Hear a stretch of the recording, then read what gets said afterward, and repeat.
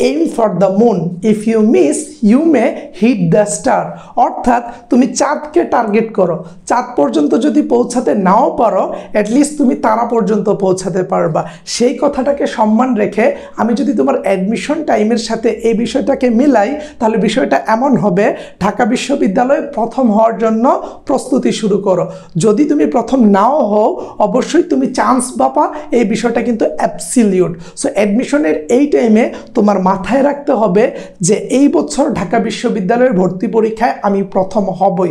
প্রথম হওয়ার জন্য যেই যেই যোগ্যতার দরকার আমি তোমাকে বলছি প্রত্যেকটা গুণাবলী তোমার মধ্যে উপস্থিত। শুধুমাত্র দরকার নতুনভাবে শুরু করার, নতুনভাবে লেগে থাকার, নতুন একটা উদ্যমের, নতুনভাবে লেগে থাকার একটা গল্প তৈরি করার। এই ক্ষেত্রে আমি যদি তোমাকে বলি প্রত্যেকটা ব্যক্তি আলাদিনের প্রদীপ নিয়ে কিন্তু জন্মায়, কিন্তু খুব কম সংখ্যক মানুষ জানে সেই প্রদীপটা ঘষে সেখান থেকে দৈত্যটাকে বের করে নিয়ে আসতে। তোমার এই সময়টা হচ্ছে সেই আলাদিনের প্রদীপ ঘষে দৈত্যটাকে বের করে নিয়ে আসা। দৈত্যটা হচ্ছে তোমার মধ্যে সেই অনর বান্দাটা, তোমার মধ্যে সেই ক্ষিপ্ত, সেই হার না মানা সত্তাটা যে এবছর ঢাকা বিশ্ববিদ্যালয়ের ভর্তি পরীক্ষায় মন প্রাণ উজাড় করে দিয়ে পড়াশোনা করে ঢাকা বিশ্ববিদ্যালয়ে টপ করবে।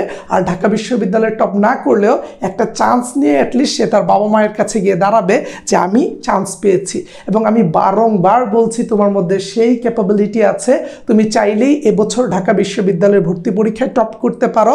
তোমার যা যা গাইডলাইন দরকার, তোমার যা যা করণীয় সব আমরা প্রতিনিয়ত এইভাবে এসে বুঝায় দিব। সো তুমি নতুন হয়ে থাকলে ইউটিউব চ্যানেলটা সাবস্ক্রাইব করে আমাদের সাথে থাকো। ফেসবুকে ভিডিওটা দেখলে ফেসবুক পেজকে ফলো দাও এবং তোমার বন্ধুদেরকে বলে দাও যে দোস্ত এখানে ভাইয়া চমৎকার সব গাইডলাইন দেয় এবং ভাইয়াদের কোর্সে চমৎকারভাবে আমাদেরকে পড়ান। সো তোমাদের অনেকেরই অ্যাডমিশন টাইমে একটা কোয়েশ্চেন থাকে, ভাইয়া আমরা লেকচার শিট পড়বো নাকি বই পড়বো, কোনটা পড়বো? অনেকে বলতে এই কোচিংয়ের লেকচার শিট ভালো, ওই কোচিংয়ের বই ভালো, এই প্রকাশনীর বই ভালো, আমি আসলে কি করব, আমি কোনটা পড়বো? সো আমরা যেহেতু প্রতিনিয়ত তোমাদের চিন্তা ভাবনা, তোমাদের সমস্যাগুলোর সমাধান নিয়ে কথা বলি, আজকেও এর বাহিরে যাব না, একেবারে টু দ্য পয়েন্টে কথা বলবো যেন তুমি তোমার ভর্তি প্রস্তুতিটাকে গুছিয়ে নিতে পারো। সো একটু যদি খেয়াল করো তুমি কি পড়বা, তোমার কি পড়া উচিত? তোমার কি লেকচার শিট পড়া উচিত নাকি তোমার বই পড়া উচিত? ঠিক আছে, আমি দুইটা বিষয় নিয়ে কথা বলবো। সো এই ক্ষেত্রে দেখো, এই যে বই থেকে কিন্তু লেকচার শিটগুলা বানানো হয়। এই লেকচার শিটে যে বিষয়গুলো থাকে, লেকচার শিটে কি, লেকচার শিটের টপিক ওয়াইজ বিষয়গুলো থাকে। ধরো তোমার লেকচার শিট একটা কোচিং বা আমাদের যে অনলাইন ব্যাচে ধরো সাধারণ জ্ঞানের জন্য আমরা সাধারণ জ্ঞানের জন্য বলেছি যে 20টা ক্লাস নিব। তাহলে 20টা ক্লাস নিব মানে 20টা লেকচার শিট থাকবে। কি থাকবে? 20টা লেকচার শিট থাকবে। তাহলে এই যে 20টা লেকচার, এই 20টা লেকচার কিন্তু বই থেকে নেয়া। অর্থাৎ বইটাকে যখন আমরা পার্ট করে ফেলবো বিভিন্ন চ্যাপ্টার অনুযায়ী কিংবা বিভিন্ন টপিক অনুযায়ী, তখন এটা লেকচার শিট হয়ে যায় এবং এটার সম্মিলিত রূপটা হচ্ছে বই। এখন অনেকে একেবারে বই দেখলে ভয় পায় যে ভাই এই বড় বই আমি কবে পড়ে শেষ করব, মাত্র 3-4 মাস সময় আছে, আমি এইগুলো পড়ে মনে রাখতে পারবো কিনা, এইটা একটা বিষয়। আর অনেকে আছে লেকচার শিট শেষ করে যে আমি একটা একটা করে লেকচার শিট শেষ করতে থাকি, একটা সার্টেন টাইম পরে দেখা যায় যে আমার পড়া পুরা শেষ। সো বই পড়া আর লেকচার শিট পড়া আলাদা কিছু না, এটা একই জিনিস। এখন অনেকেরই প্রশ্ন, ভাইয়া আমি তো শুনেছি ওই কোচিংয়ের লেকচার শিটটা ভালো, ভাইয়া আমি তো শুনেছি এই বইটা ভালো, সো আমার কি করা উচিত? ভাইয়া অনেকেই বলে যে ভাইয়া আমি এই কোচিংয়ের লেকচার শিটের কথা শুনেছি, এই কোচিংয়ের লেকচার শিট থেকে নাকি অনেক বেশি পরিমাণে কমন পড়ে, এইটা একটা ফেলাসি। আবার অনেকে বলে যে ভাইয়া এই বই পড়লেই নাকি চান্স, এই বই পড়লেই নাকি কমন পড়ে। বিষয়গুলো কতটুকু সত্য বা যৌক্তিক আমি তোমাকে বলছি। এই বইগুলা যেগুলো অ্যাডমিশনের জন্য বানানো হয়ে থাকে সেগুলোকে অবশ্যই অ্যাডমিশনের প্রশ্নের প্যাটার্ন অনুযায়ী, প্রশ্নের যে সিস্টেম সেই অনুযায়ী বানানো থাকে। সো এই ক্ষেত্রে অবশ্যই বইটা পড়লে তোমার কমন পড়বে। এবং আমি বলছি যেহেতু বইকে ফলো করে আবার লেকচার শিট বানানো হয়, সো তুমি যদি লেকচার শিট পড়ো এতেও তোমার কমন পড়বে, বই পড়ো এতেও তোমার কমন পড়বে। এখন তোমার প্রশ্ন, তাহলে ভাইয়া কোন বইটা পড়বো, নাম বলে দেন। অলরেডি আমরা এইটা নিয়ে ভিডিও করেছি, আমি তোমাকে ইউটিউবে এবং কমেন্ট বক্সে বি ইউনিট এবং সি ইউনিটের বুক লিস্ট দিয়ে দিব, তুমি চাইলে ওইগুলো দেখে বই কিনতে পারো, সেটা নিয়ে আজকে কথা বলবো না। সো দেখো এই লেকচার শিট আর বইয়ের মধ্যে তোমার এখন করণীয় কোনটা, তুমি কি করবা? শুরুতেই তুমি প্রশ্ন ব্যাংক দেখো। কি দেখো? প্রশ্ন ব্যাংক। সো প্রশ্ন ব্যাংকের মধ্যে কি আছে? প্রশ্ন ব্যাংকের মধ্যে আমাদের বিগত বছর, অনেকে জানে না প্রশ্ন ব্যাংক কি, বিগত বছরের প্রশ্ন থাকে, বিগত বছরের প্রশ্ন।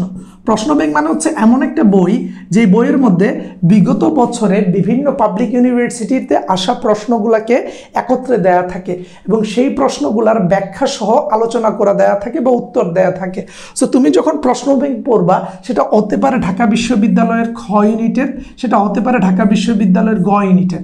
সো তুমি এই দুইটা প্রশ্ন ব্যাংক পড়বা, পরে আইডিয়া নিবা। যারা মানবিকে পরীক্ষা দিবা তারা ক্ষয়ের পাশাপাশি গত বছরগুলোতে ঘয়ের যে প্রশ্ন ব্যাংক সেটাও পড়বা, যেহেতু প্রশ্ন সামঞ্জস্যপূর্ণ আছে। ভোকেবুলারি, অ্যাপ্রোপ্রিয়েট প্রিপোজিশন এবং সাধারণ জ্ঞান প্রশ্ন এবং বাংলার বিরোচন অংশ ঘ ইউনিট থেকে খ ইউনিটে কমন পড়তে পারে, কারণ ঢাকা বিশ্ববিদ্যালয়ে প্রায়শই প্রশ্ন রিপিট করে।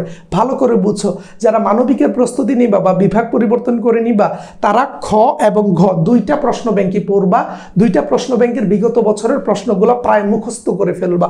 প্রশ্ন ব্যাংক পড়ার মাধ্যমে তুমি কিন্তু বুঝে যাচ্ছ প্রশ্নগুলো আসলে কোন জায়গা থেকে হয়, কোন কোন টপিক থেকে হয়।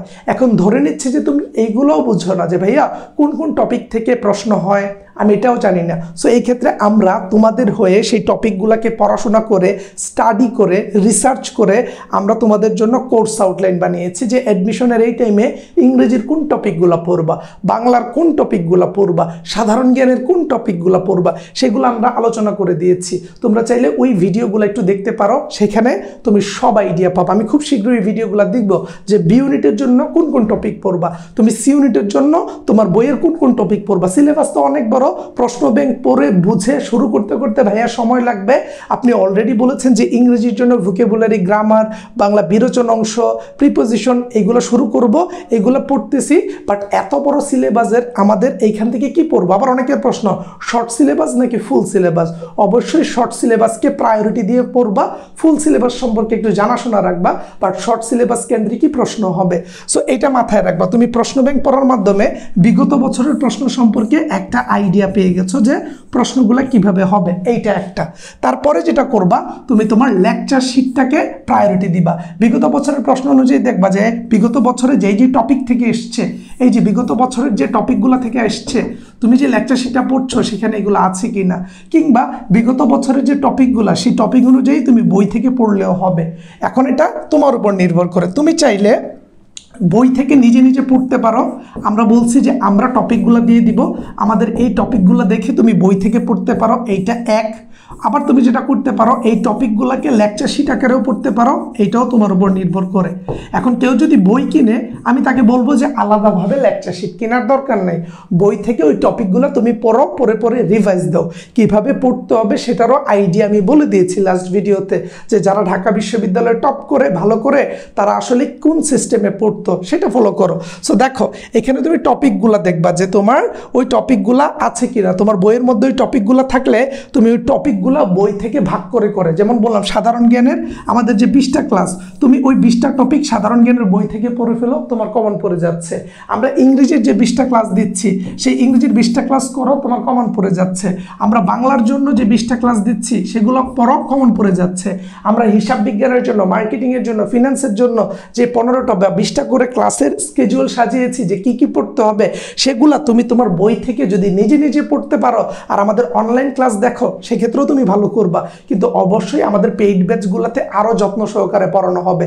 সো আশা করি তুমি বুঝে গেছো যে আমার কথার মূল মিনিংটা কি। আমি যদি একেবারে শেষ দিকে তোমাকে সমাপ্তিটা নিই যে আসলে তোমার করণীয় কি, এক, তুমি যদি বই কিনে থাকো তাহলে প্রশ্ন ব্যাংকের আলোকে দেখো, প্রশ্ন ব্যাংকের আলোকে কিংবা আমাদের সাজেশন অনুযায়ী, আমাদের যে গাইডলাইন বা কোর্স আউটলাইন, আমাদের কোর্স আউটলাইন অনুযায়ী যদি তুমি বই থেকে পড়ো, কোর্স আউটলাইন অনুযায়ী যদি তুমি বই থেকে পড়ো, তাহলে তোমার আলাদা লেকচার শিটের দরকার নাই। এখন যদি তোমার মনে হয় যে তুমি না, তোমার দরকারই, আমার লেকচার শিট লাগবেই, আমি বইও পড়বো, লেকচার শিটও পড়বো, অনেকে আছে না যে একটু বেশি তোমার কি বলে মেটিকুলাস, একটু বেশি খুঁতখুঁত, একটু বেশি সতর্ক, না ভাই আমার লাগবেই, আমার দরকারই, সেই ক্ষেত্রে তুমি অবশ্যই বই পড়ার সাথে সাথে তুমি লেকচার শিট পড়তে পারো। সেই ক্ষেত্রে বিষয়টা একই, তোমার দুইবার পড়া হলো আর কি। ধরো তুমি বই পড়লা, লেকচার শিট পড়লো, ওই বিষয়টা আবার রিভিশন হলো, কিংবা তুমি লেকচার শিট আগে পড়লা, লেকচার শিট পড়ে তুমি আবার বইটাকে রিভিশন দিলা। এবং আমরা আমাদের লেকচার শিটগুলো যেভাবে বানিয়েছি, ঢাকা বিশ্ববিদ্যালয়ের সদ্য চান্সপ্রাপ্ত শিক্ষার্থী এবং আমাদের অভিজ্ঞতা দুইটার মিশলে এমন কিছু মাখন টাইপের লেকচার শিট বানিয়েছি, আমরা 1-2টা ফ্রিতে তোমাদেরকে দিব, বুঝতে পারবা যে স্বাধীন ভাইদের ব্যাচে আসলে কি দেওয়া হচ্ছে। সো এই ছিল আমাদের মোট কথা, যে তোমার যদি বই থাকে তাহলে প্রশ্ন ব্যাংকের আলোকে বা আমাদের কোর্স আউটলাইন যেটা শেয়ার করব সেটার আলোকে বই থেকে পড়লে লেকচার শিটের দরকার নাই। আর তুমি যদি আলালের দুলাল হও তাহলে অবশ্যই বইয়ের পাশাপাশি লেকচার শিট নিয়ে পড়তে পারো, সেখানে তুমি নিজেকে কমফোর্ট ফিল করবা, ভালোভাবে প্রস্তুতি নিতে পারবা। বাট বই যথেষ্ট, আমার মতে লেকচার শিটের দরকার নাই। আর যদি পড়তে পারো খারাপ না, পড়ো, বাট বই যথেষ্ট ভালো, আলাদাভাবে লেকচার শিটের দরকার নাই। আর যদি আলাদাভাবে লেকচার শিট থাকে তাহলে আগে লেকচার শিট পড়ে ওই টপিকটা বই থেকে পড়ো। ধরো তোমার কাছে লেকচার শিট আছে, ইংরেজি লেকচার শিট আছে, তাহলে ইংলিশের কিংবা সাধারণ জ্ঞানের কিংবা বাংলার কিংবা অ্যাকাউন্টিংয়ের যেই লেকচার শিট থাকুক না কেন, তুমি লেকচার শিটটা পড়ে ওই টপিকটা বই থেকে পড়বা। জাস্ট এই তোমার কাছে যেই লেকচার শিটটা আছে, আজকে যদি লেকচার 3 পড়ো, লেকচার 3-এর মধ্যে যেই কন্টেন্টটা আছে সেম কন্টেন্টটা তুমি বই থেকে গিয়ে পড়বা, তাহলেই তোমার চমৎকার একটা প্রস্তুতি হয়ে যাবে। একবার তো তুমি হচ্ছে লেকচার শিট থেকে পড়ছো, সেম কন্টেন্টটা বই থেকে পড়ে যখন প্র্যাকটিস করবা, চান্স পাওয়ার পরিমাণ অনেক পরিমাণে বেশি বা অসম্ভাবনা খুবই বেশি। এই ছিল আমাদের আজকের আলোচনা। এর বাইরে আমাদের কোর্স আছে, যেটা বারবার বলছিলাম, সেই কোর্সে কি কি থাকছে একটু দেখো তো। যারা মানবিক থেকে পরীক্ষা দিবা কিংবা সায়েন্স থেকে বিভাগ পরিবর্তন করবা, তাদের জন্য বি ইউনিট ক্র্যাশ কোর্স আছে, যেখানে বাংলার 20টি ক্লাস, ইংরেজির 20টি ক্লাস, সাধারণ জ্ঞানের থাকছে 20টি ক্লাস। এবং তোমাদের এই ক্লাসগুলোর পরে আমরা ঢাকা বিশ্ববিদ্যালয়ের প্রশ্নের মতো করে 20টা মডেল টেস্ট পরীক্ষা নিব, সেখানে 60টা করে এমসিকিউ থাকবে, যেরকমটা ঢাকা বিশ্ববিদ্যালয়ে ভর্তি পরীক্ষায় থাকে। কোর্স ফি নিচ্ছে আমরা 3000 টাকা। এই কোর্সের ক্লাস শুরু হবে 28 ডিসেম্বর থেকে, এবং তোমরা ভর্তি হতে চাইলে এই 2টা নাম্বারে যোগাযোগ করতে পারো। এটা হচ্ছে মানবিক ইউনিটের, সি ইউনিটেরও আছে, যারা ব্যবসায় শিক্ষা শাখা থেকে দিবে। এবং আমি কোর্সে কিভাবে ভর্তি হতে হবে সব বলছি। দেখো, সি ইউনিটের যারা স্টুডেন্ট আছে তাদের বাংলা 20টি ক্লাস, ইংরেজির 20টি ক্লাস, হিসাব বিজ্ঞানের জন্য আছে 20টি ক্লাস। তারপর দেখো, ব্যবসায় সংগঠন অর্থাৎ ম্যানেজমেন্ট, ফিনান্স এবং মার্কেটিংয়ের ক্লাস আছে 15টি করে। তোমাদেরও কোর্স শেষে ফাইনালি 20টা পরীক্ষা হবে ঢাকা বিশ্ববিদ্যালয়ের প্রশ্নের আলোকে, যেভাবে ঢাকা বিশ্ববিদ্যালয়ে পরীক্ষা নেওয়া হয়।